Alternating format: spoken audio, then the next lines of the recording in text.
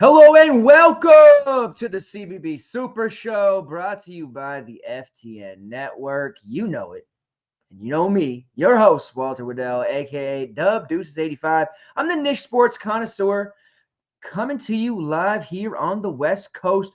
We are having some raging storms and power flickers, and we had to put uh cardboard and plywood and tarp over our vehicles because there's talk of hailstorms with golf ball and softball size hail. It's kind of scurry out here right now. And so right now I'm hopeful that everything will be fine and we will not lose power in the middle here. But if we do, batteries full, we'll just keep going. We'll keep it going. It might be a little dark in here. Maybe that'll be like one of those horror YouTubers or something, talking about the DFS slate. But yeah, let's get it. Let's do it. Let's get after it. Appreciate you guys for tuning in here. We are going to be breaking down the Sweet 16, day one of the Sweet 16. So it's a 4-game slate. No 16 gamers this week. No 8 gamers or to the 4-game slate. We had a pretty fun 3-game CBI slate on Monday. Really fun. The last 2 days we've been putting around with the 2-game NIT slates. 2-game slates are just so horrible. God, they're so horrible.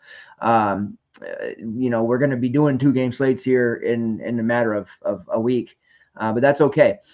Cool thing is, in between the Sweet 16, Elite 8, and the Final Four, because at the end of this weekend, we're going to be in the Final Four. The Crown tournament starts on Monday, and books have full games on those. There's all kinds of bets. There's props on multiple sites for the Crown. So we're going to be covering the Crown extensively here at the FTN network, especially here on the Super Show. Not only are we going to be popping in best bets and props and all of that good stuff, but we will be covering the DFS slates as well. And that'll be with full slate breakdowns via shows, articles, and of course, projections. So we're going to be doing all of that stuff. The CBI just wrapped up today. Congrats to the Illinois State Redbirds, who just beat Cleveland State to become the CBI champions. The NIT is into the Final Four. The Chattanooga Mocs, they are into the Final Four, which is pretty fun there to see. Really like that Chattanooga team. The NIT has been actually pretty fun this year. It's way more dramatic than I would have expected. They'll be playing Loyola Chicago at the Hinkle Fieldhouse, legendary Hinkle Fieldhouse. And then, of course, we saw North Texas win yesterday. They'll be facing off against UC Irvine, who beat UAB in overtime today.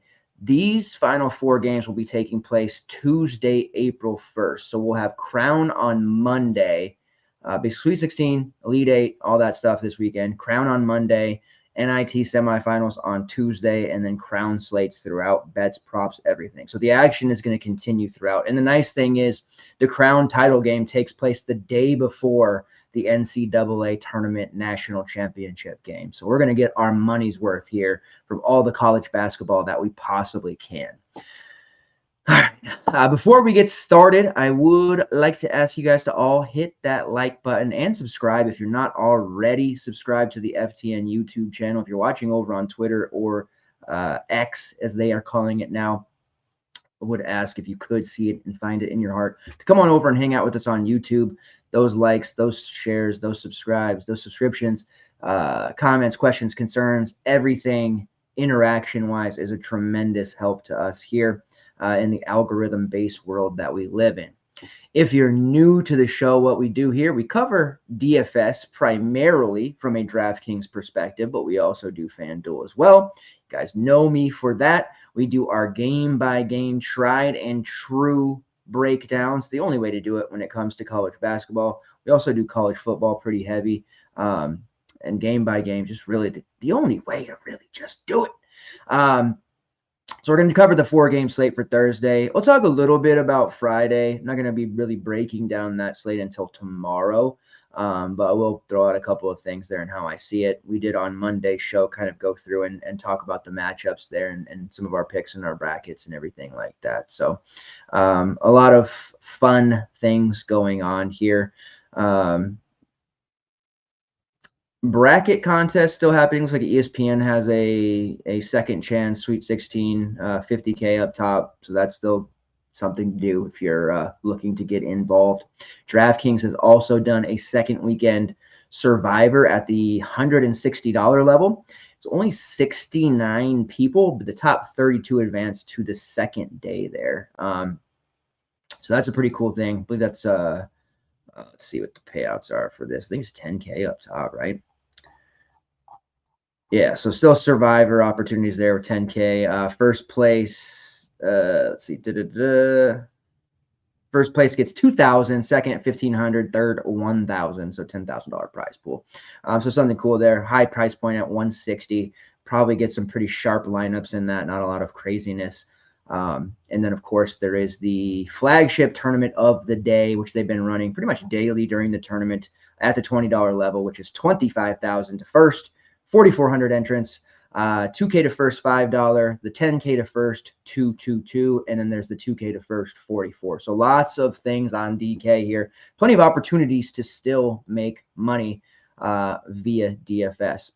All right, we're going to get into this slate breakdown here. If you're watching live or on demand, feel free to pop anything on the chat. We'll read that as we go, and I always circle back around to people on the on-demand version of the show and answering any of those questions.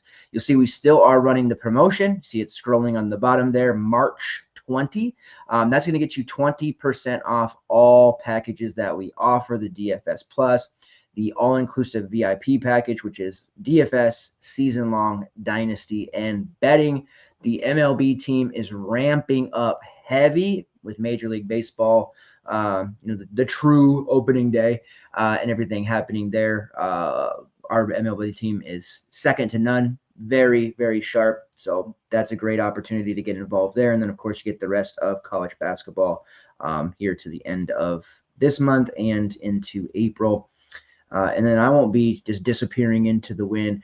I'll be doing some TBT stuff, some WNBA stuff, other niche sports content and opportunities. I am not going to be in hibernation. And I also have a document that I'm working on for transfer and rosters of all 300 plus NCAA teams. That's going to be a fully accessible document that I share with people, but that is still in the works. Not quite ready for sharing just yet, but if you're into that, I will have it. I'm excited. All right, let's get into this slate. We're going to share. I have a team view file of the projections today. I think you guys will like this. I did get a lot of feedback last time we pulled this one out that people liked. It's not always easy to do it this way, but we did make it happen.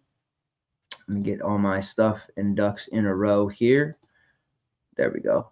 All right, so what we're looking at here is a very simplistic look, sure, of the Thursday slate, and it's by team, so you can really see it, and sorted by expected value. So that gives you a little bit of an opportunity there to kind of look over, analyze, and see, and you can use this for props. Minutes I'm very confident in minutes. Of course, there's some injury stuff and player news that, like every slate, that we'll have to monitor. But for the most part, I feel very good and confident about going to war with this projection sheet. So feel free to use this confidently. All right, first game on tap here is going to be BYU versus Alabama. This will kick us off a 4:09 p.m. tip, Pacific Standard Time. Alabama's a 5.5 point favorite, total of 175. Now that opened at 173.5. It's gone up to 175.5. I still think the over is probably the right bet, but obviously it's a pretty high one. But I think both of these teams are just going to be scoring at will. And you can see projections wise, that looks like it's going to be the case. Let's talk about some efficiency metrics, some Ken Palm stuff here. We know Alabama at this point. They play very fast, number one in overall tempo, fourth in offensive efficiency, 29th in defensive efficiency. This team is the real deal. Got to give the flowers to Nate Oates and the boys. I really thought, especially after that Robert Morris game where they got a scare put in them, that St. Mary's was going to not only rebound at a high level as they usually do, but shoot well and be able to put up a big number. I thought St. Mary's would score 80+ on Alabama. Alabama D'd up. There were some foul troubles and some other stuff, but Augustus Marshall-Lunas defensively, Alabama frustrated him to no end. He shot a measly 3 for 11. Really was not his game. Mitchell Saxon was awesome, 15 and 5 with 3 steals. He did what he could. Foul trouble, of course, for other players. Paulius Miraskis, what a horrible end of the year for him. The last 5 to 6 games. Jordan Ross didn't shoot particularly well. Alabama's defense deserves all the respect and the credit in the world. And they're going to have to do it against an offense like BYU's that is much, much more apt at playing this higher tempo style and running with Alabama. BYU 178th in tempo, not quite the high level that Bama is, but they're perfectly capable and comfortable playing in a high-scoring game like this. They're 9th in offensive efficiency, 72nd in defensive efficiency, one of the more elite three-point shooting teams, and they're very good inside the arc in the painted area especially. Got here due to the 91-89 victory over Wisconsin. BYU had a pretty sizable lead throughout. They tried to give it away at the end, but they made it through. Looking at the projection sheet here, starting with BYU, Richie Saunders' price has gone up slightly. He was 6'6", 6'5", just in pretty much a big auto play, and he was very highly owned. He's up to 7.3 now. Plays about 31, 32 minutes. Might we see some more? Even in competitive games, we haven't seen that. But, hey, this is backs against the wall, possibly the end of your season. I think we might get closer to 35, maybe even 36 minutes out of Richie. And if we do, his projection is going to go even further bonkers here. You see, at 31 minutes, we have him at 33 fantasy points, 4.5x. Over 30 on FanDuel as well. I do have on the column O here, the FanDuel projection for those of you who are playing over on FanDuel. And you can see props-wise, just under 19 points, 5.5 rebounds, almost 2 assists, 2 steals, and a couple of threes here. So you can look at the various props there and see what you can find. But Richie Saunders is an excellent play for BYU, as you can imagine. After that, we have a bunch of cheapies. And, the BYU mini stack last time on the second round slate was more than popular. It was very popular, but Saunders, Igor Demin, and then of course one of Moat Mag, Trevin Nell, Dallin Hall, Fousseyni Traore, all of those guys were very cheap on that slate, and they're very cheap once again. And Fousseyni Traore is a very, very adequate and frankly a sneaky yet elite value play on this slate at 4.3. The minutes, I can't guarantee they'll hit 20, and that's the major problem here. If he were to play 20, 25 minutes, we're talking about a major slate breaker at 4.3. I am very confident if he were to ever see 25-ish minutes against Alabama in this spot, he would put up an 8x number. I'm very confident in that. The problem is he's probably not going to get anywhere close to that, right? He's going to play that 15 to 18 minutes, but matchup-wise, DVP-wise, this Alabama front court is not ready for what Traore can give them. We saw it today with just going into NIT real quick. Loyola, Chicago, a sizable advantage height-wise against Kent State. They abused them with Miles Rubin. And then in just 14 minutes off the bench, Jalen Deloche put up 25 because he just abused that front court, and his fantasy point per minute number was pretty solid. This is the same type of game we could see from Traore. He could put up a 25 in just 15 minutes. You see right now at 16 minutes, we have him right about 19 fantasy points. That puts him well over value at 4.4x. Definitely a value piece that I think a lot of people will shy away from because of those minutes. But when it comes to large field GPP, this is a guy who could wind up on optimal. And I actually trust him a little bit more than guys like Dallin Hall and Trevin Nell. I'll tell you why in a second. After that, you have Dallin Hall, who is there at 3.9, Moat Mag at 3.8, who's more of a defensive stopper, but I do like the sub 4K price for Mag. 15 to 16 fantasy points seems like a pretty reasonable number we can get from him, especially if he can knock down a 3 or 2. And then you have Trevin Nell at 4.4. Nell had his big game last time out. I think we probably should shy away from Nell a little bit here. Not that he can't do multiple good games, but he put up the 22 in that win over Wisconsin, 14 points, 2 assists and a steal. He knocked down 4 triples. That's the big thing here for Nell. But he's up 1K to 4.4 from 3.4. And if he were to give you one of those 2 to 5 fantasy point performances, it would just absolutely obliterate you. The slate's not large enough to survive a mistake like that. That's the main problem. What you're seeing on these 2 and 3 game slates, your mistakes are being punished because we're coin flipping. And I think the BYU value is a great way to get a little different than the rest of the field, because I think a lot of people are going to hone in on Richie Saunders, as they should. And a lot of people are probably going to hone in on a guy like Dallin Hall, which I'm okay with because of how cheap he is, but we know he's very, very low upside, low floor.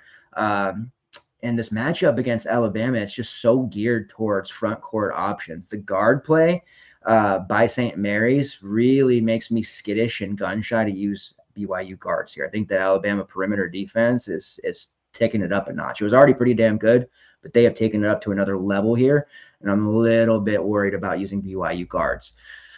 Which does kind of take me off of Igor Demon. He was very cheap. He's been very cheap. Now he's sitting there at 6'9", which is still reasonable if you want to go there for 4-game slate. But I do think this is one of those games where he's under 30. So we have him projected for about 29.6, which does technically put him at value. But when I'm almost paying that 7K price, I would like to get closer to those mid-30s here, especially on a slate like this where it may be a little bit higher scoring than what we would like to see, just because there's some pretty solid matchups. And we're at this point now in the Sweet 16 where there's some really efficient offenses as well. The player I'm looking at here, and if it's a zag towards, some leverage, if Igor Demon is trending to be chalky, for 500 less, Keba Kaida at 6'4". Kaida is a fantasy, much like Traore, a fantasy point per minute beast. He has the DVP advantage here against Alabama. Foul trouble is going to be something we have to be concerned about here with Traore and Kaida, but Kaida has been absolutely smashing. I have him tentatively projected for 24 minutes, which puts him right around 27, 28 fantasy points, which is a huge number for him. 11 rebounds, essentially 9 points, pretty close to a double-double. And I just absolutely love him in this spot. And nobody really uses Kaida. You can go back and look at the previous 2 rounds and see there was no ownership on him whatsoever against a pretty damn tough VCU team. In 20 minutes, 4 blocks, 9 points, 9 rebounds. That's 30 fantasy points all day long. And then against Wisconsin, took advantage of their driving guards, 3 more blocks to the tally, 2 steals, 10 points, 6 rebounds, 27.5 fantasy points. He has scored 23 or more DK points in 6 straight games. And that's against the likes of Iowa State twice, Utah, who we know not great, Houston, VCU, and Wisconsin. He's doing that against really difficult teams. In fact, the Houston game in which they got their doors blown off, right, 74-54 in the conference tourney, 14 points, 12 rebounds. He put up 34 against Houston. Now, granted, Juwan Roberts, now he's around. He wasn't then. But that's a really impressive feat. And he's only playing 20 to 24 minutes. Another guy like Traore, if he were to play 35 minutes, he would explode the slate in such a way that would absolutely end DK's programming. So got to love him here. He has kept his fouls in check, knock on wood. But he's just fantastic in all regards here. 16.8% offensive rebounding rate. That's 9th best in the country. That's just a huge number. 27.8% defensive rebounding rate. That's 10th best in the country. I think people realize how elite Kaida has been, and he's playing these short stint minutes. He's only playing 49.4% of the available minutes, and he's doing this. Top 100 offensive rating, top 10 offensive and defensive rebounding rates, as we mentioned, top 70 block rate at 77.2%. He does get called for 4.4 fouls per 40, makes us a little skittish. Doesn't shoot threes, but he is shooting almost 68% from the field, top 50 in the country there as well, because he gets a lot of putbacks, a lot of dunks. Keba Kaida, man, remember this conversation tomorrow when Keba Kaida puts up a huge number at a low rostership. If you're not comfortable there, I get it. I think one of Traore or Kaida ends up on the optimal. I honestly do. Would be very shocked if that did not happen. And I think that BYU keeps this one close at that. Randall's officially, Mike Randall, our chief content officer and betting extraordinaire, has submitted his picks for this first slate. Actually just went in right before I got on the air. And I see that he is all over BYU plus 5.5, which I also believe is probably the top bet there. As far as other guys like Trevin Nell, Dallin Hall, like they're all fine because they're cheap. I do think Mawat Mag as a cheap forward there playing probably close to 30 minutes is fine. We're not going to get a huge number out of him, but anything close to 14 to 15 feels pretty good on this slate. And I think if he can deliver that and get those salary savings for you without putting a 5 on the table, you're going to be significantly ahead of the rest of the field. And he does have upside for more. We've seen it in the VCU game. He was awesome. 17.5 fantasy points. Like we would absolutely take that. He had a 24 against Iowa State earlier in the season, but for the most part, we're going to get that, kind of mid-single digit to 12 number. He's a defensive stopper. That's his main point. He's probably going to be harassing Mark Sears a lot and Aiden Holloway and those guys. So a lot of that energy is exerted. Need him to rack up some steals. Need him to get a couple assists. If he can a triple or two, like he can really pay this off in a hurry. But he's far from a slam dunk, but he is going to give us a lot of salary savings there. So a BYU mini stack, while not quite the slam dunk it was against Wisconsin, it is definitely in play here with such a high projected total. What's up, Reese? Checking in here. It says favorite sides and totals. I'll get through the DFS side here, but I do really like the BYU plus 5.5 mark there that we mentioned. I do like Arizona plus 9.5. Randall has on Duke minus 9.5. I am just an Arizona believer at this point. When everybody in the world was picking Oregon against them, I'm an Oregon hater for full context, but I did like Arizona to win outright. And I think that they do cover here and play Duke well. Caleb Love, I know the whole narrative there, but I do think they played Duke well. And this is going to be one of the tougher matchups for Duke and honestly, a very long time. Also really like Texas Tech minus 5.5. Hate to be a doubter of Arkansas. And I was thinking about this one pretty much all week, but I am landing on Texas Tech minus 5.5 here. And then Florida to win outright. I'm not going to bet that game at all, but I do like Florida to win it. Too close to call. And then on Friday, I have a few as well, like Michigan State minus 3.5, Tennessee minus 4.5, and then Houston minus 8.5. I'm actually surprised the Houston line hasn't really moved that much. A lot of people talking about Purdue beating Houston. I don't personally see that one bit. I'd be prepared to bet Houston minus 10 if it came down to it. So give me that minus 8.5 all day long. As far as totals go, I still like the over in the Alabama game, believe it or not.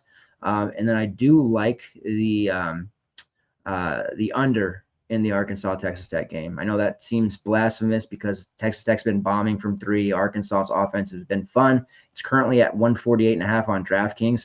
Just see this one playing out a little differently defensively especially, and I think we're going to be headed for the under 148.5 there.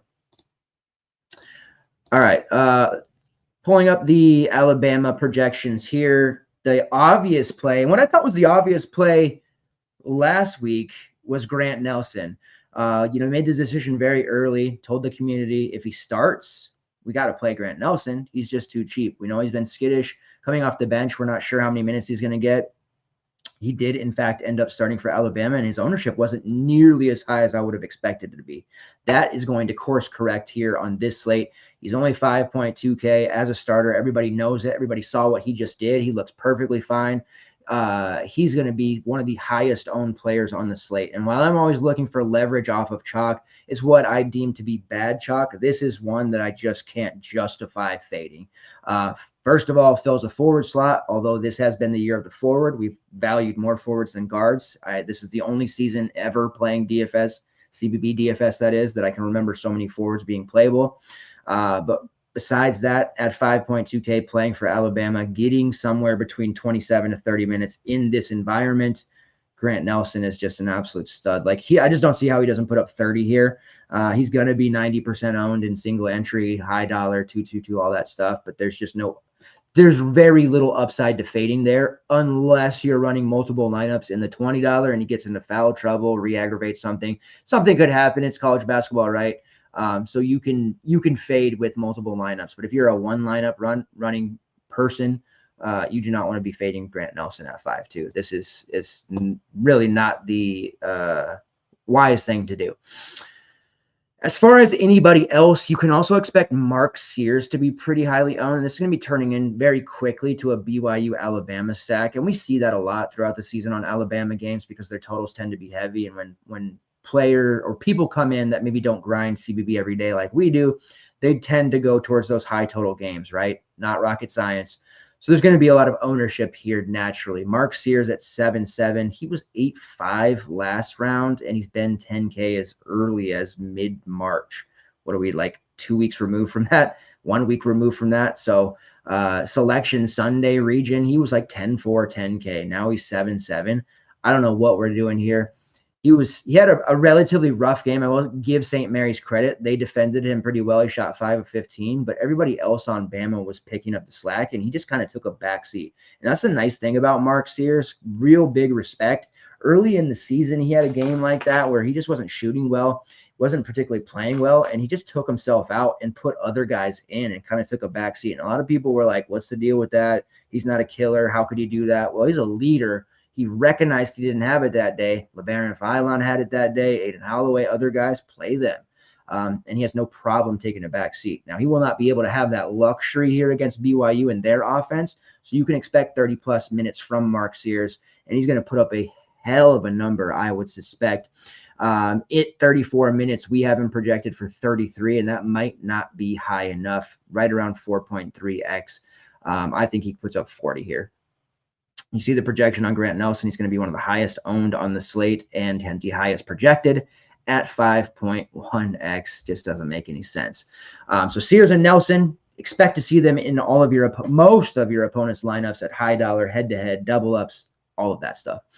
Now, where can we get a little different? What are some secondary pieces for Alabama we can look at? Well, we have some cheapies, guys like Chris Youngblood, Aiden Holloway. Youngblood had a pretty nice offensive game there last time out. I don't mind him, but he's not going to offer you a lot in other categories. So if he's not making his threes, that play goes backwards very, very quickly. I do like Aiden Holloway a lot. I think he's a much better prospect long-term and short-term. We saw he was actually facilitating some offense. You know, kind of gets pigeonholed into this shooter role coming off the bench, but he was actually facilitating last game as well and operating as kind of a second ball handler for most of that game. And he played that role very well. So I actually prefer Aiden Holloway over Chris Youngblood. I typically do. When Grant Nelson didn't start and Jaren Stevenson did, and the entire world rostered Jaren Stevenson, I still liked Aiden Holloway. They basically scored the same. I think Holloway got him by like 3 points. They both were not very good in that first round matchup against Robert Morris. But I do tend to lean towards Aiden Holloway as my favorite value piece for Alabama. Mo Diabate at 5'9". He's another one of those guys who's a very high fantasy point per minute play. Does have his work cut out for him. There's going to be some physicality there from Keba Kaida and Fousseyni Traore. Somebody's going to get into foul trouble there. Might it be Diabate? Might it be Kaida? That's going to be the risk you run there. They're pretty close in price range there. And if you're really nervous about it, then you might just want to go Traore there and give yourself an out in case he does not work out. He's still under 5K, so you have a ability to still make that up. Omarui had a big game. He's there at 5'8". I'm not tempted to go there with him. He's fine if you want to. It's a relatively cheap price for him, but I think this is more of a Sears game, Nelson game. So Omarui is going to be kind of relegated to grabbing rebounds and rim protecting. And then you have LeBaron Philon as a really solid GPP look at 6'6". Nobody's going to roster him whatsoever with the cheap prices for Nelson and Sears. With that mere sub 10% ownership on a 4-game slate, and Philon drops a 30, 35, 40, which he's capable of doing, that's going to put you in the driver's seat for winning some of these large field GPPs. So exposure to Philon is definitely necessary. And you see he's projecting at about 3.8x at that higher price point there. But yeah, Grant Nelson, Mark Sears, Richie Saunders, Traore, your choice, Keba Kaida, Devin, like 4 or 5 pieces from this game. It really seems too easy, but sometimes it's just that easy. What's up, Anthony? Says, who are your top 3 scorers tomorrow? Let me barrel roll through these games, and then I'll get that answered for you. But Mark Sears is definitely going to be one of them. All right, let's get over to Maryland versus Florida. This is a total of 157.5. Pretty high total in its own right. Florida is a 6.5-point favorite. This one is going to be an interesting battle. You know, Julian Reese, Derek Queen for Maryland in the front court. Florida has Alex Condon, Micah Handlogden, Ruben Chianiello, Thomas Huff. Like, they've got a lot of options in the front court, and the guard play is crucial here as well. Rodney Rice, Jacoby Gillespie. Both have been great. Selton Miguel has knocked down threes throughout the season. Then you've got Elijah Martin playing some of the best basketball of his season. Walter Clayton, who's got an explosion game waiting. Will Richard. They've all got really good not only projections but skill set for this game, and can and will be relied upon. The big difference for this one, and why I'm siding with Florida straight up, is because they have the depth Maryland doesn't. You might be able to argue and be right about the Terps starting five being slightly better than the Gators starting five, but once we get into the 6th, 7th, and 8th man, it really gets a heavy flavor towards the Gators.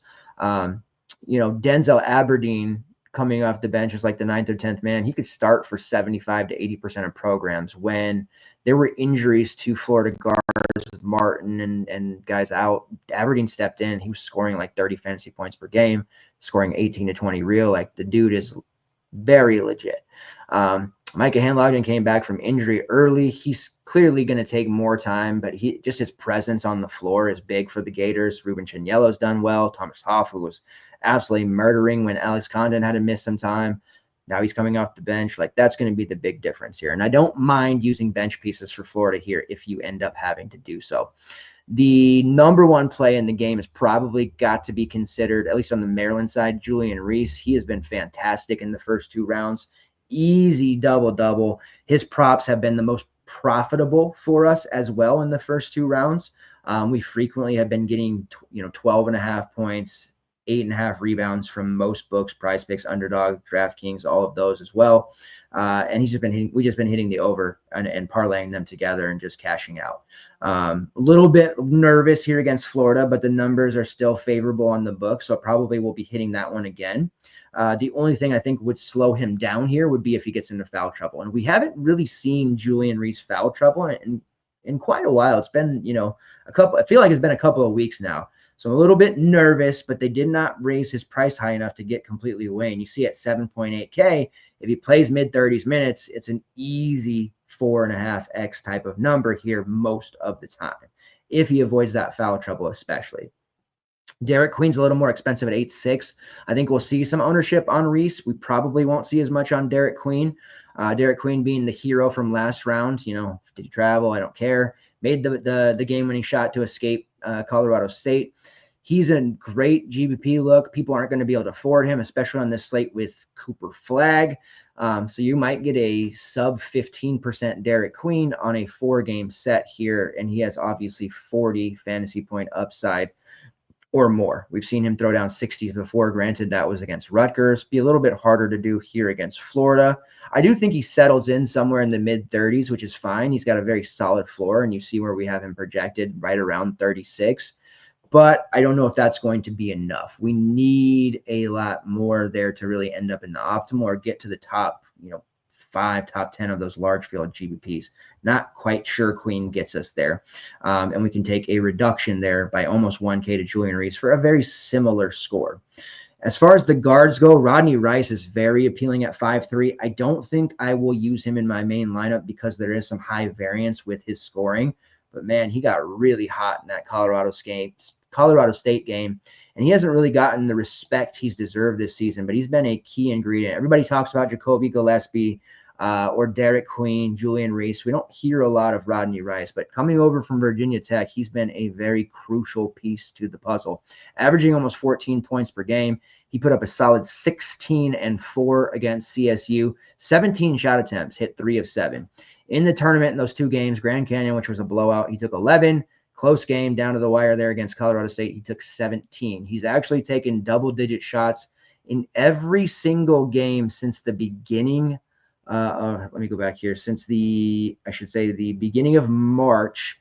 There's only been 1 game where he didn't, and that was the end of the year against Michigan. They ended up losing 81-80 there in the conference tournament.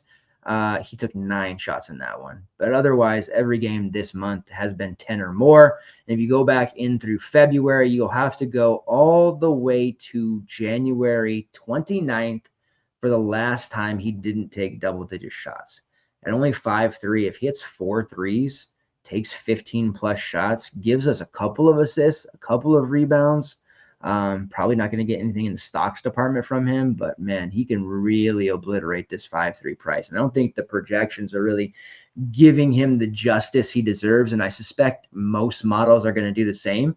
You can see at 36 minutes, we have him right around 21, 22 fantasy points. It's overvalued, but it's at the bottom, of the starters there, lower half of 4X.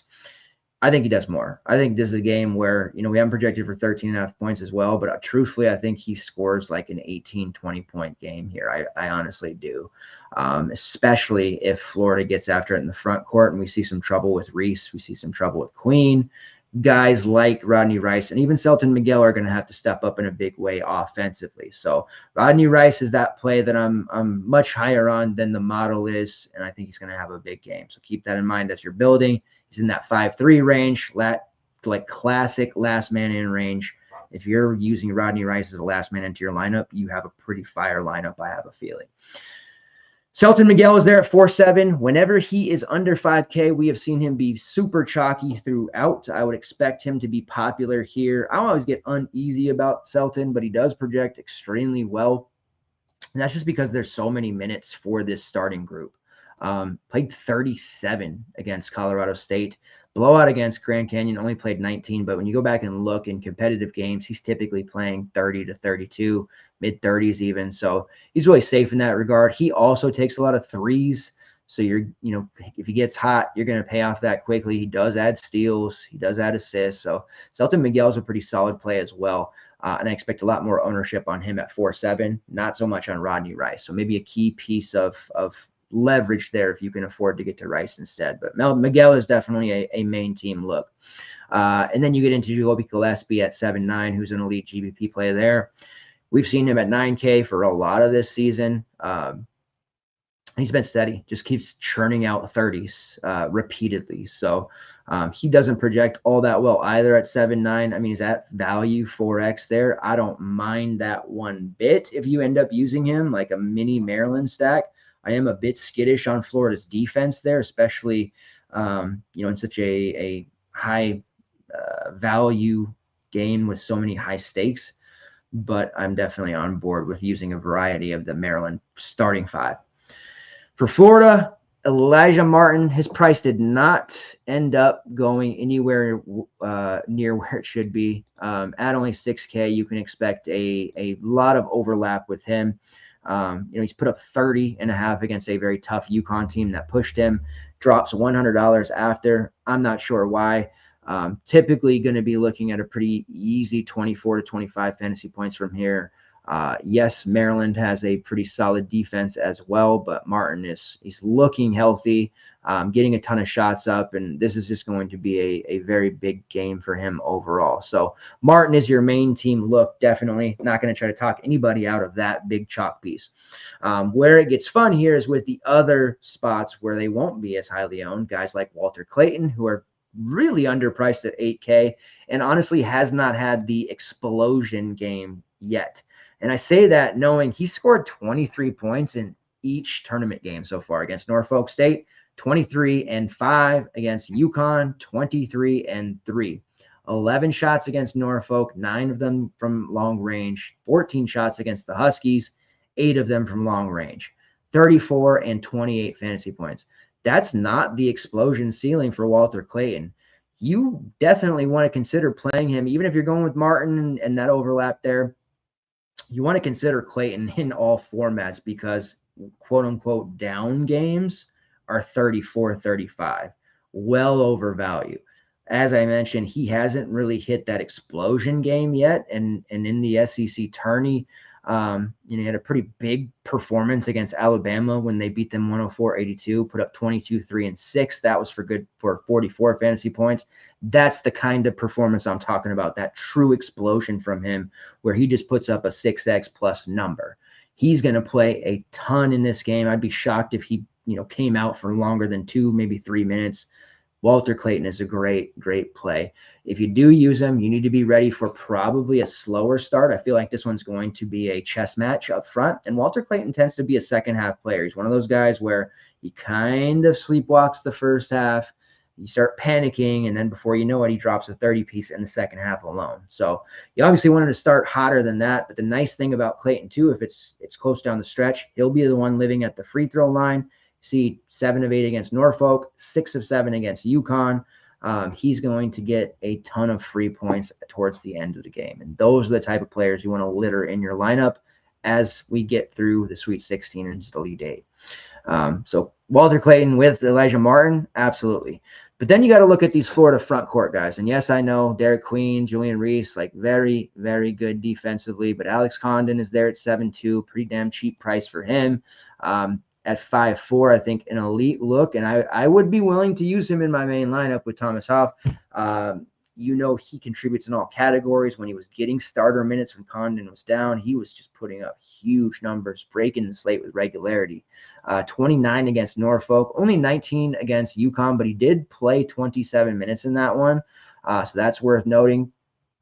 You can see I have him right around 24 minutes, which is well over value. And pretty much everybody in the Florida starting five, sans Ruben Chignello, does project over value pretty easily.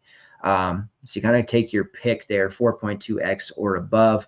Martin and Clayton being my favorite. And then you have the unsung hero that always gets ignored by the masses, Will Richard, sitting there at 6'2". And he's the player opposite of Walter Clayton who has those monster first halves. He'll, the guy that scores the first 6 points, suddenly he's got 15, suddenly he's got 20, suddenly he's got 25 by halftime. It's like, whoa, what's going on here? And then the second half, he'll end with, 28, 29, 30 because the other guys took over. But he is a very good player, unsung, overlooked by the masses constantly. He's a little pricey for me at 6'2" in this spot. But again, GPP-wise, he's one of those quick starters. You may want to consider some exposure there to Will Richard. You have a cheapie in Ruben Chignello at 4.3 if you want it as well. Might he have a game like Samson Johnson just did at a similar price point? Perhaps. I don't think he kills your lineup. I don't know how much over 3.5x he can get. But anything above that 16, you'll be feeling pretty good there at 4.3. Definitely capable, but I think he loses out minutes to guys like Thomas Hoff and even some Micah Handlogged in this game. All right. Next game on the slate here, Arizona versus Duke. Again, Duke is a 9.5-point favorite, total of 153.5. Pull up the Arizona page here. You'll see not very much projecting over 4x. Duke's defense has been elite. The one player that has the intrigue for me is KJ Lewis. I think we see a pretty big game from KJ Lewis, and I think we see him play a lot of minutes. I have him slotted at 31 minutes, but I actually think he could play more than that. His defensive prowess is going to be needed on guys like Con Knipple. He can guard multiple positions. KJ Lewis is going to be on the floor a lot, and he can rack up steals in a hurry.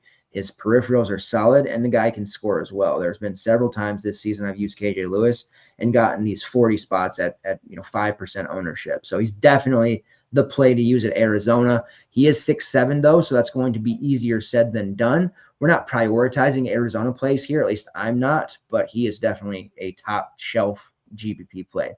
I do think there's merit to looking at Carter Bryant at 4.5. I think his minutes ramp up. They need to. He's more athletic. He can do some things here against Duke. So I would expect to see him play more than Trey Townsend, more than Anthony Del Orso. Especially if Toby Owaka gets into some foul trouble here, which I think could happen.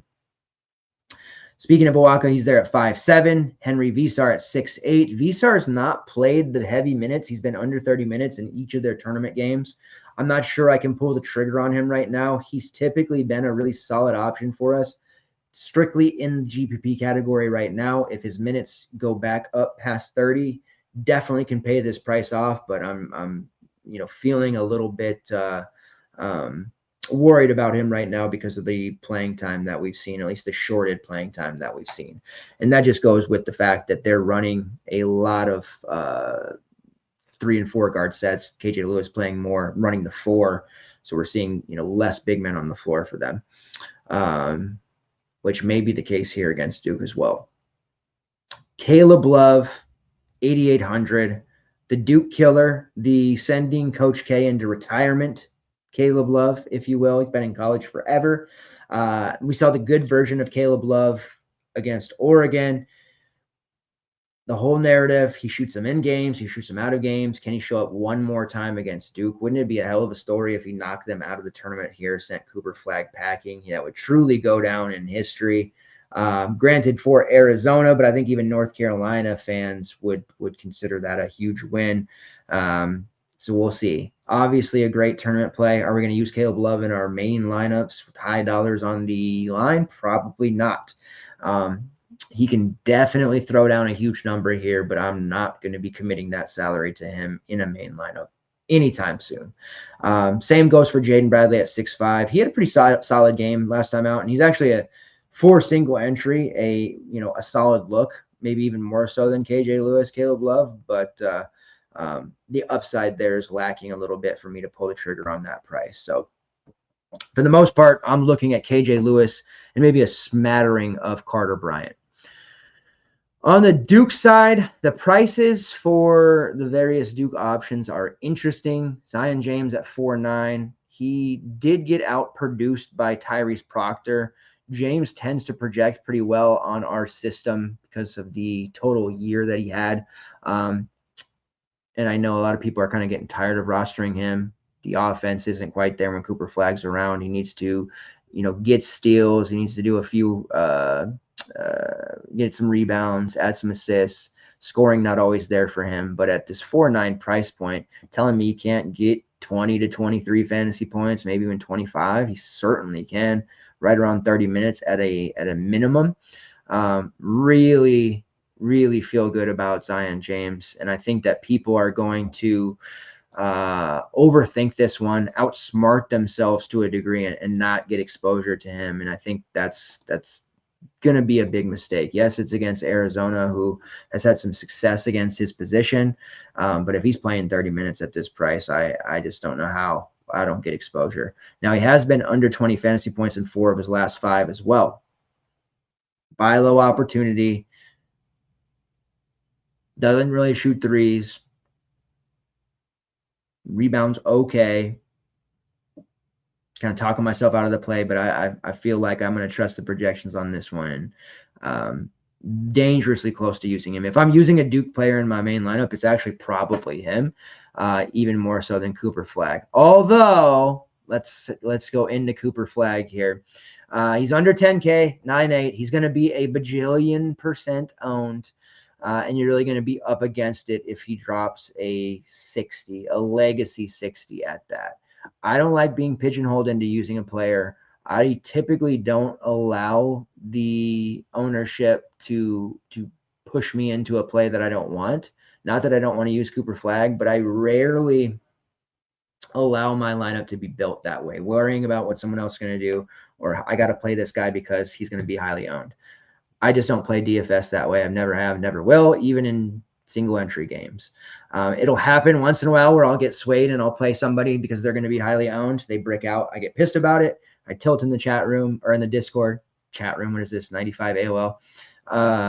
And then I remind myself of how I build lineups. So I do obviously like Cooper Flagg here. I will likely be rostering him in the 2-2-2 and Survivor and all of that stuff, not because everybody else is, just because we finally get an opportunity here in forever to see a game in which Cooper Flagg may play 36, 37 minutes, barring foul trouble, close enough for him to play a ton. And if we go through and look for a competitive game or look for a game where he just played mid-30s minutes, there aren't a ton of them, but we can go to the March 3rd home game against Wake Forest.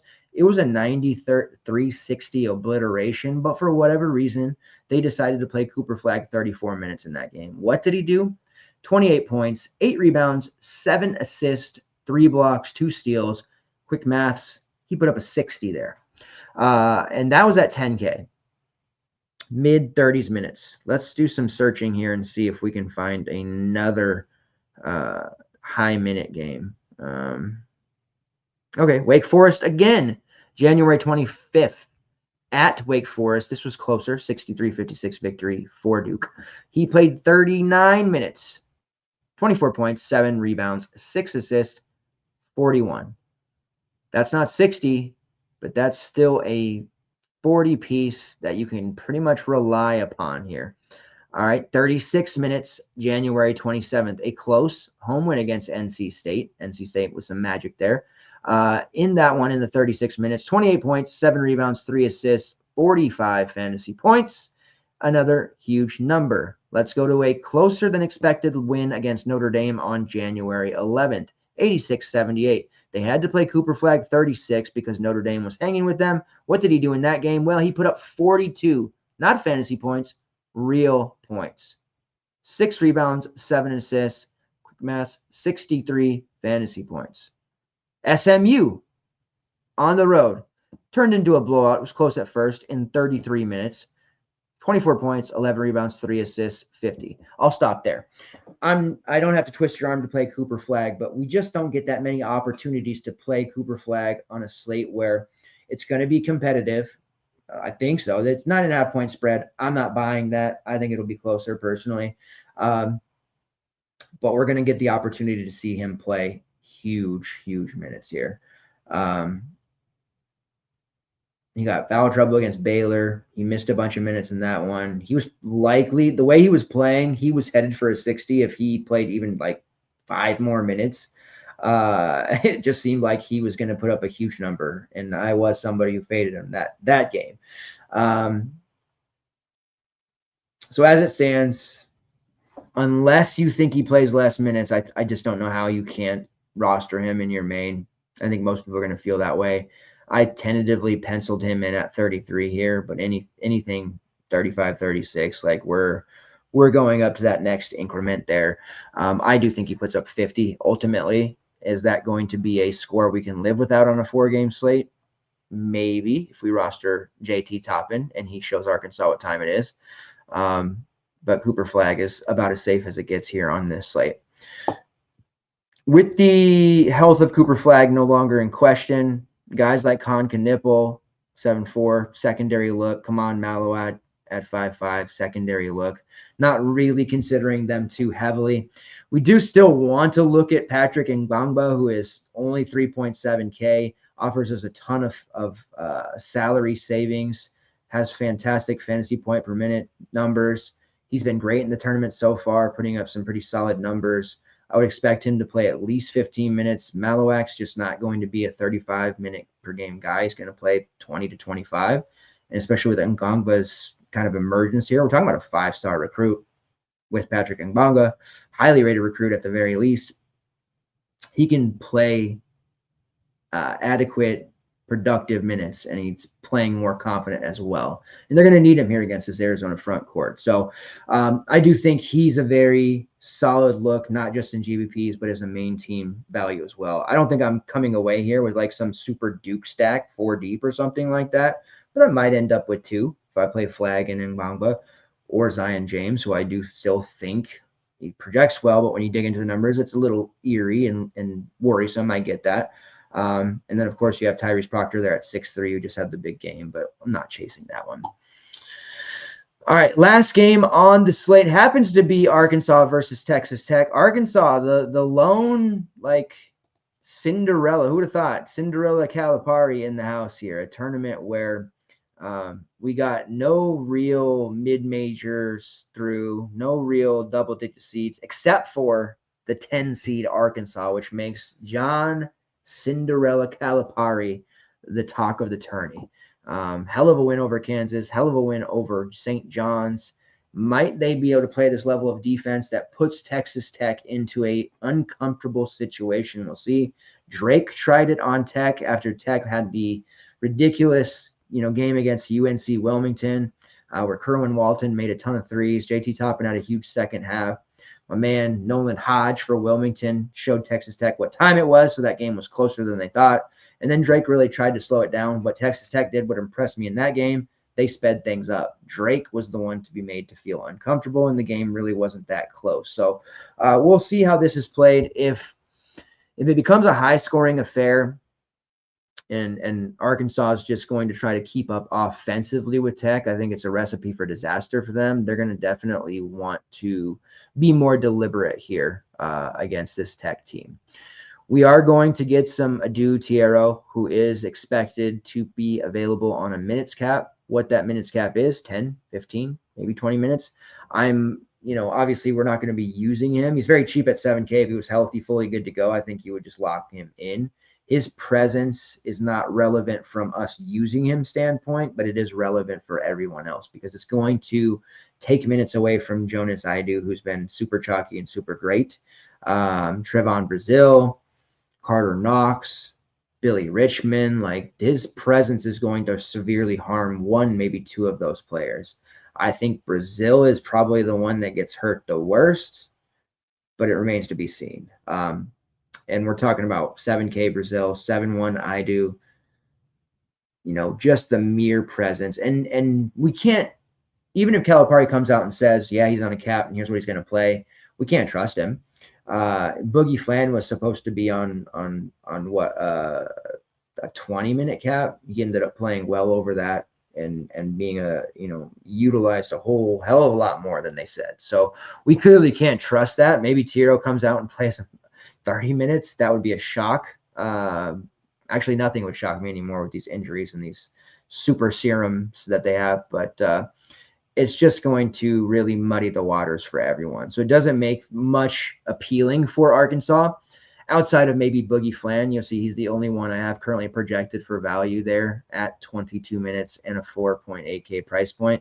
We did see his attempts ramp up, and he definitely looked better even than, he had some struggles, missed some shots, turned it over, but he certainly looked more fluid, looked more confident, played better than I thought he played even against Kansas. Did play 4 less minutes than he did against Kansas, but that's because he had some severe foul trouble, especially in the second half. I suspect if he didn't get into foul trouble, he might have been knocking on the door of 30. His presence hurts Janelle Davis. So Boogie Flan is the one that you can use at 4.8. I think we have enough value in the other games to kind of look elsewhere. Like I would rather personally use Zion James because I expect more minutes. I would rather use the BYU value because it's a much better game environment. So Flan is more of a secondary look for me at best. Texas Tech side, really going to be dependent upon Chance McMillan. This is the big injury news. And of course, Tech on the slate at the end of it once again. So we'll see what happens. He is a game time decision once again. Basically, if you're playing this one, you're going to want to have at least 2 players left in that last game to make some swaps. And no guarantee we even get to make those swaps before it locks, depending on when the other games end and how generous DK wants to be with moving times around. They've been pretty good about moving times back for games, which we can all appreciate. Thank you, DraftKings. But they're not always doing that. So I don't want to rely on that if we can help it. And I'm pretty leery, even though Chance McMillan's cheap at 4.6, like it would almost be better if he was available or started, because I think the whole field would flock to him. But this has all the makings of a situation where he starts, plays 5 minutes, and never sees the floor again. Absolutely ruining lineups that take a chance on him. This has the makings of that. Tailor-made. Now, if he's available but off the bench, I think his ownership is pretty minuscule at that point. People aren't going to take a shot. His presence is relevant for me, not because of rostering him, though. It's because of Christian Anderson, who I do want to roster at 5.1K. His price ballooned a little bit there after a pretty good game against Arizona in the conference tournament. Priced up at 5.7, not really playable there. He did play 37 minutes against UNC Wilmington, but somehow under 20 fantasy points because it was a Kerwin Walton show.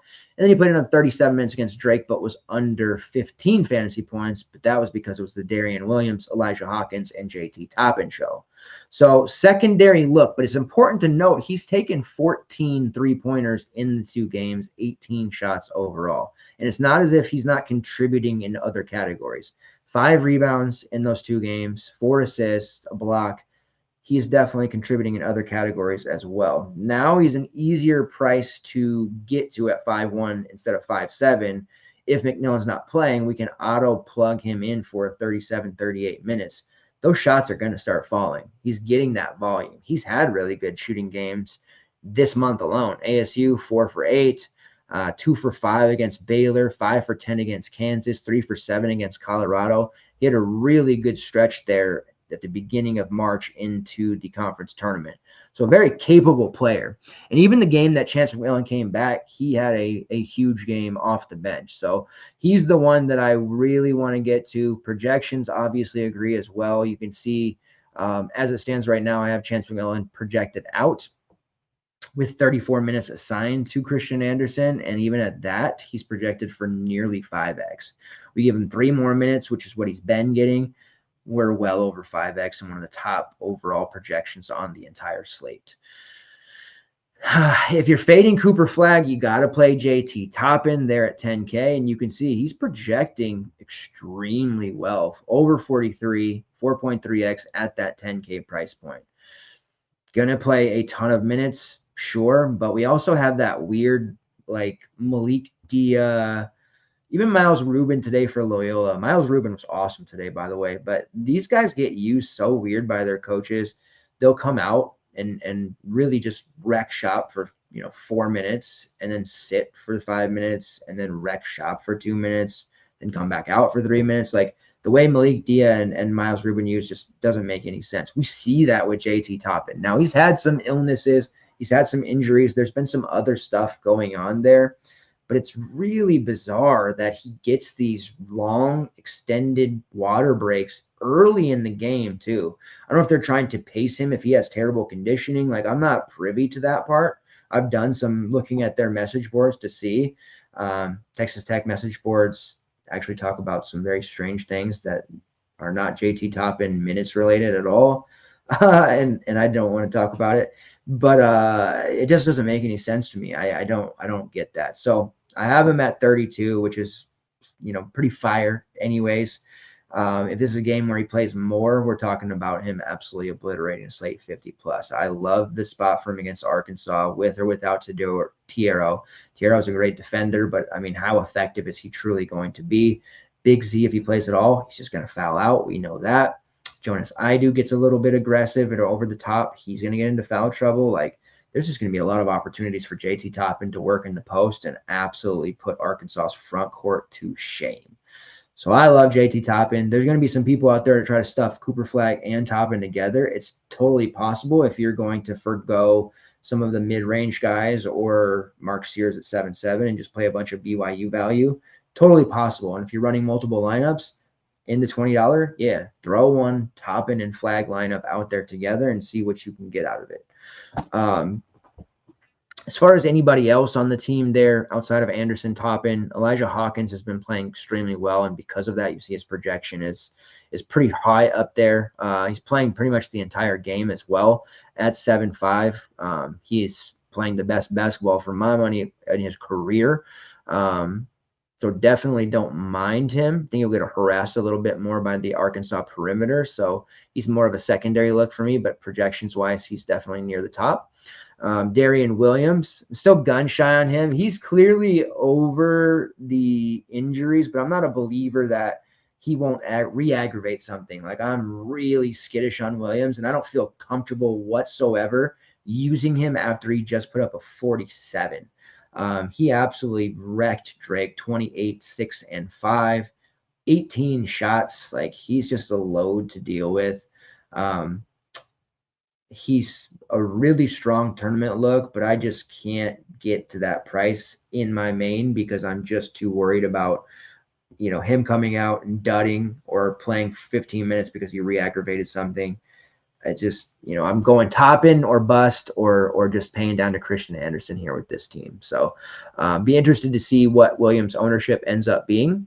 I do worry about some of the Arkansas athleticism for him, but I mean, he was, one of the best performers of the second round. I don't think we can really even argue that, right? Zero interest in Kerwin Walton for me. I already had people asking me about Kerwin Walton prior to the Drake game. I know he was on fire against UNC Wilmington. And that's what he does. He's out there to shoot threes. That's his primary job, primary function. He's going to take a lot. But against Drake, I caution people about chasing that because pretty high variance with his overall production. And if the threes aren't falling, he's just not doing anything. 35 minutes, 3 shot attempts. Mentioned for Christian Anderson. It was just the Darian Williams, Elijah Hawkins, JT Toppin show, and that really was the case. Walton went from taking 19 shots against UNC Wilmington to taking 3 shots against Drake. But he still played 35 minutes. What he did was stand in the corner. And I just can't get down with corner standers at these prices. If they're like min price 3.5, 4K even, like, and we starve for value, then I'm okay with it. But you will not catch me rostering Crow and Walton too much. And if he gets hot and hits, another 5 threes tomorrow, then fine. But I'm just not there with him whatsoever. He's the clear 5th option when he's on the floor at all times. He just happened to get really hot against UNC Wilmington, and they kept leaving him alone, and he kept on stroking it. Federico at 3.6, Kevin Overton at 4.4. Both are somewhat decent values, but this will be if they make it to the Elite Eight, and we're at that point where we have no value and we have to start making some sacrifices or playing guys who might be able to get us 2 to 3x. That's where we'll be on Overton and Federico if they make the Elite Eight. And I do, for what it's worth, think that they will make the Elite Eight. All right, so that is the slate there. All right, so Anthony asked, who are the top 3 scorers? Let me pull up my other sheet here, my non-team view. Give me just a second.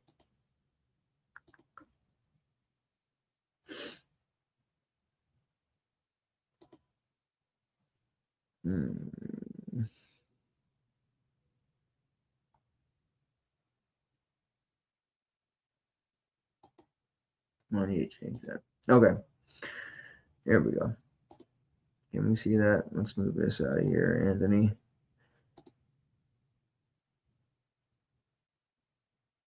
All right, yes. Perfect. That's exactly what I wanted.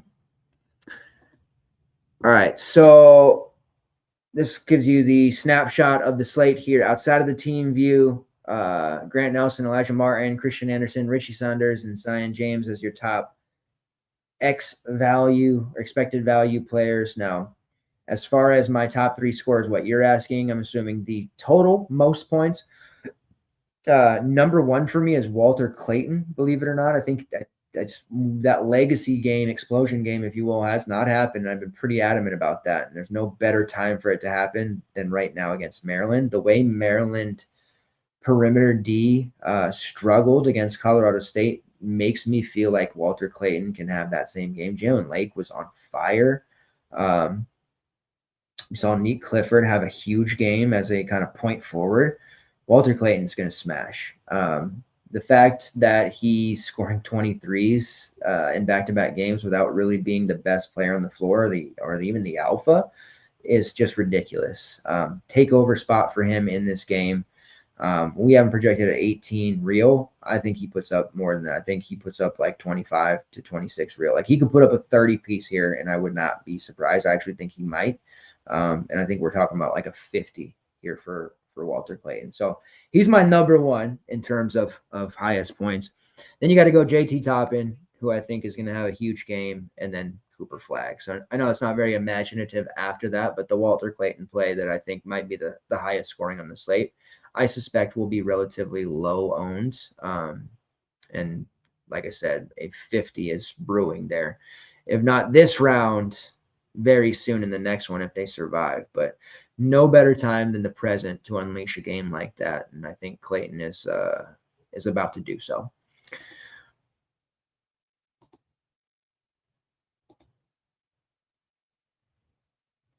KC baskets only so points. So you're maybe you're looking for some props here.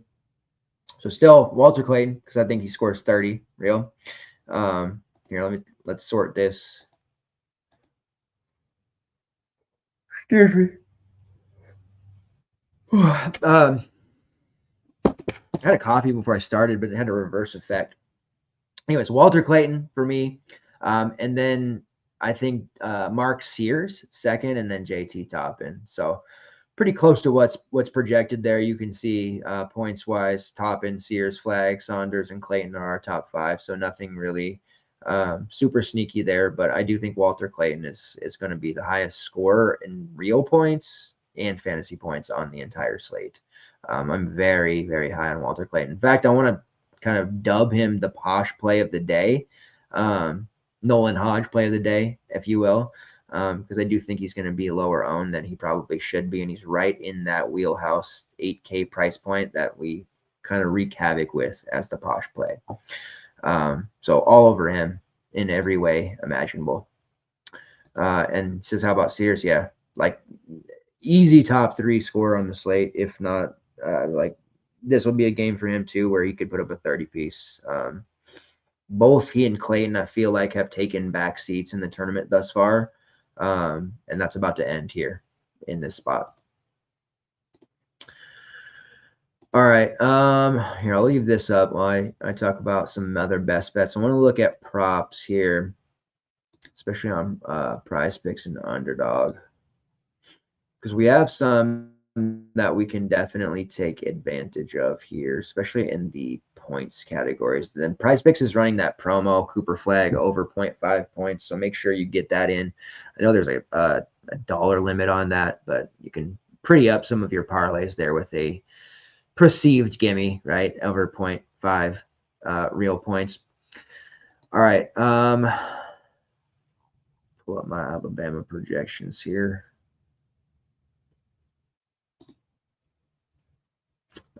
So Grant Nelson, 12.5 points. We have him at around right there, 12.4. But again, this is one of those games where I think he's just going to be relied upon heavily. So I do like his over 12.5 points for what it's worth. That's actually one of my probably top 4 Prize Picks plays on the entire slate.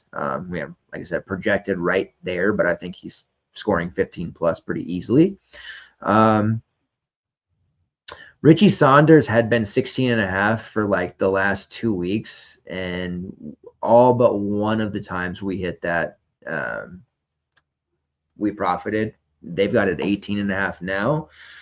Probably have to back off there slightly, have them at 19, but not a lot of value there anymore. But I did want to mention the Saunders play. Let's get into rebounds. Let me pull up Kebakita here. Some of these are changing really fast too, by the way, like crazy fast. Okay. So Kaida's got a demon of 9.5 rebounds, 10.5, and then a goblin of 6.5. That demon of 9.5 rebounds is very advantageous for me. Have him at almost 11 rebounds projected. But this was one of those games where I think he feasts, double all the way. That'll be a prop we look for. 10 point, 15 rebound type of game, especially the way that he's playing right now. He does have a rebounds plus assist prop of 8.5, and I think he just gets that with his rebounds alone. His points plus rebounds prop here is 16.5. I like the over there as well for Kebakita. That is one play that I'm extremely high on compared to where the rest of the field will probably be at for him. Fantasy score, Mark Sears over 32.5 fantasy points, Grant Nelson over 22.5 fantasy points. Both of those are low for this game. Also like Richie Saunders, I'm not going to get to his points prop, but I do have him expected for over 30 fantasy points, so there's room there for us. Prize Picks currently has him at 28.5. I'll take the over there as well. Looking at my man Walter Clayton, they have it at 19.5. This is just a sprinkle, so this is not like, the lock of the century, but that demon play of 24.5 real points for Clayton, that is a potential generational wealth spot there if he hits the number that I expect him to. Again, 23 in back-to-back games. UConn pushed them. Norfolk State didn't. So 2 totally different scenarios. He scored 23 plus. This game against Maryland is going to be a very high stress, high drama situation, entertaining game, but look for Walter Clayton to take over in the second half. And again, those free throws that I talked about in close games, he's going to rack those up late. And a number like this, he could be sitting at 19-20 with 2 minutes left and be at 28-30 in the blink of an eye because of those free throws. So I do like the Demon over 24.5 points for Walter Clayton, and think that's one that you can kind of pepper into some various plays there and really hit hard on. You got my man Julian Reese here. Let's pull up his props. 12.5 points as usual. I'll be taking the over on Julian Reese's points. That's just kind of gotten extremely easy. And then his rebounding number, which let's see here. They have no regular number, 6.5 Goblin, 9.5 Demon, offering a Demon at 9.5 on Julian Reese rebounds. Been paying for 8.5 pretty much on most books. I'll take the 9.5 Demon there, but over 12.5 points is my top for Julian Reese. Over 22.5 points, rebounds, and assists. As Mike Kutry told me last year, staying away from PRAs is more often than not profitable. So I try not to dabble in those if I can help it. But I do like his 22.5 over PRA there. Let's see. There was an under. There was a rebounding under that I liked, but I think it might have been on Friday. Let me double check here.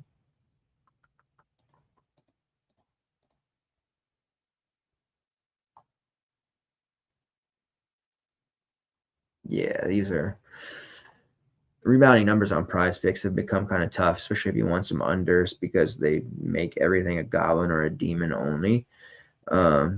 So let's go over to Underdog here. See what we can find.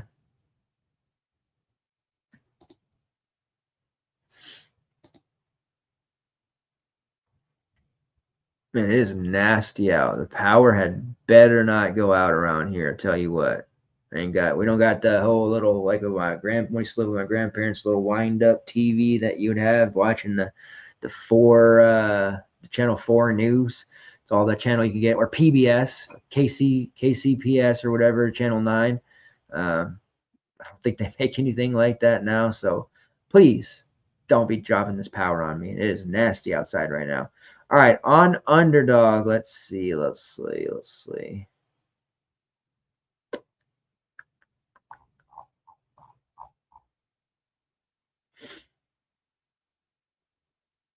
right, that Kaida PRA number of 17.5, man, just feels so good. So good.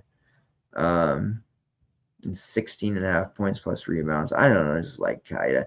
On Facini Traore, I do like his over 5.5 rebounds as well. And then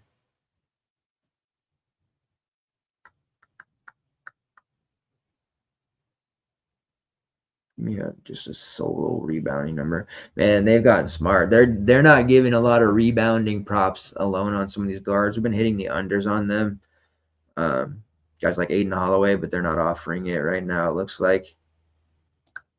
Do you like Mark Sears over 32.85 fantasy points over on UD as well? Obviously, a little bit better.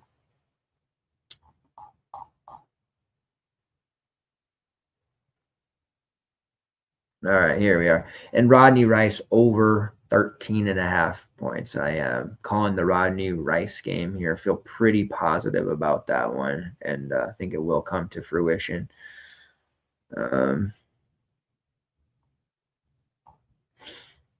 you like Tyrese Proctor under 14.5 points? I know he just went gonzo, but I did not see Proctor replicating that. I don't think he'll be as much of a focal point this time. So under 14.5 points for Tyrese Proctor.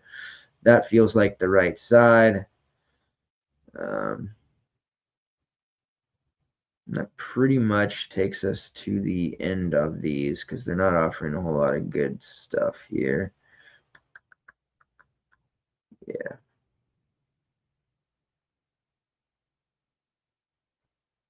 Okay. We'll get more into tomorrow. tomorrow for the Friday slate. So that's where I'm at with the various props here. We'll have a ton added. They are switching over our betting tracker on the FTN site. So that's going to be more intuitive. And also when we enter things into the tracker, it'll auto enter them into the Discord now at the same time. So no more double duty stuff. So that's exciting. There will also be once again, a DFS pick'em tracker. So you can do stuff like prize picks, underdog, and stuff as well. So a lot of fun stuff there for the tracker update. So looking forward to that. We'll be back tomorrow night around the same time, probably around 9:30, 10 o'clock PST. Really depends on when that last game ends there and if I have a sweat. I suspect it won't start on time, so we're probably looking at that game running into the 10 o'clock hour Pacific Standard Time. But we'll see. We'll play it. Maybe we'll have some special guests. Mike is we are in talks with, or going to be talking to Mike about maybe making one more appearance here before the end too. The great Mike Kutry, of course. So we'll end it here. 4-game slate. Then we'll be back tomorrow night covering the 4-game set for Friday. Enjoy it while we can, because then we're going to be moving into some 2-day slates and 2-game slates, which I know some folks love. I really don't, but that's okay. We're at that time. So enjoy this while you can. Hit this slate relatively hard if you can handle it. I feel like we're going to have a big weekend, get into that Survivor. But one way or another, you'll find your way to profitability, whether that's props, straight betting, or DFS. March 20 is the promo code. Can sign up for a month. Check us out and see what we're all about with the DFS betting and season-long / dynasty content with MLB right here, right now. One of the best teams in all of the industry. If you're an MLB guy, you definitely want to be a part of this. And of course, Niche Sports, we do it best. Appreciate you guys, who everyone tuned in. Please make sure you hit that like button on the way out the door.